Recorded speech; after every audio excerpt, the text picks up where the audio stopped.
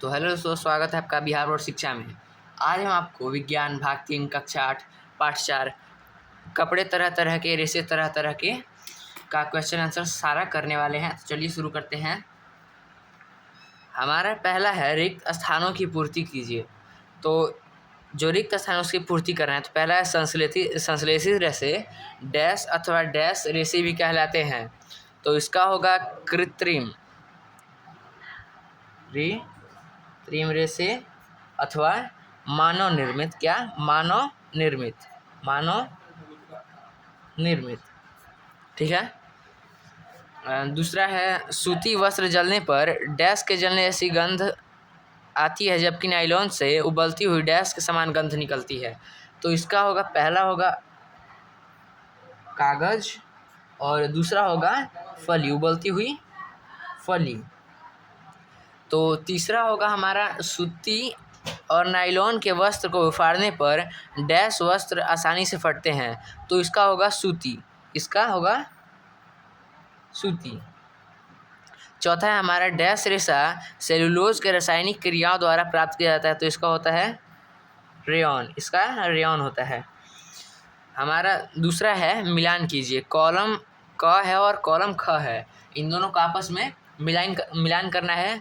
तो हमारा पहला का होगा ग प्राकृतिक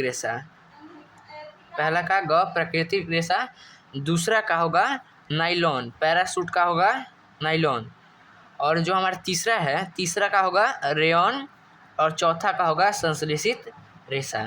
तो ये हमारा कंप्लीट हो गया है। थर्ड पे चलते हैं। हमारा थर्ड क्वेश्चन आंसर है, तो इसको हम कॉपी पर देखते हैं। हमारा पहला है कुछ रेशे संश्लेषित क्यों कहलाते हैं।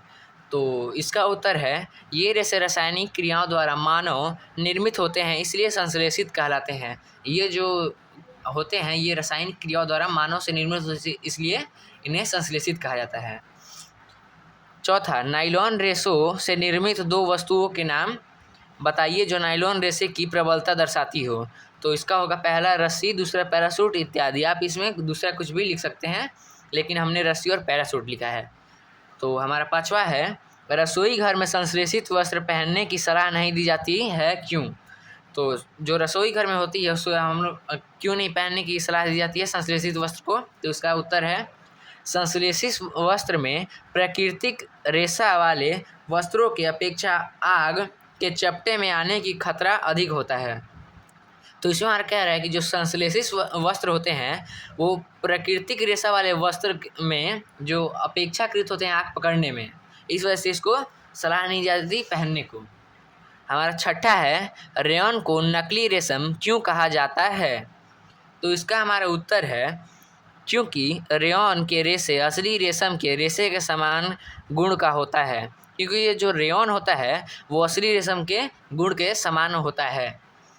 तो सातवां है हमारा संश्लेषित वस्त्र गर्मी के मौसम में आरामदेह नहीं होते, क्यों। क्योंकि गर्मी के मौसम में हमारे शरीर के पसीने को ये सोख नहीं पाते, इसलिए यह आरामदेह नहीं होते हैं। जो ये संश्लेषित वस्त्र होते हैं वो हमारे पसीनों को सोख नहीं पाते, इस वजह से वह गर्मी में आरामदेह नहीं होते हैं। आठवां, एक्रेलिक के दो उपयोग लिखें। इसका उत्तर होगा इसे सर्दियों में स्वेटर तथा कंबल के रूप में और वर्षा में छाता के रूप में प्रयोग किया जाता है। तो इसे जो सर्दी में स्वेटर और कंबल के रूप में प्रयोग किया जाता है तथा इसको वर्षा में छाता के रूप में प्रयोग किया जाता है, जो हम छाता ओढ़ के चलते हैं वर्षा में। हमारा नौवां है रेशा का नाम बताएं। जो इसमें 3 क्वेश्चन है। पहला, जलने पर जलते हुए कागज का गंध दें। दूसरा, जलने पर जलती हुए बाल का गंध दे। तीसरा, जलने पर कुली का गंध दे। तो हमारा इसका उत्तर होगा पहला सूती, जो जलने पर जलते हुए कागज का गंध देता है। दूसरा रेशम, जो जलने पर जलते हुए बाल का गंध देता है।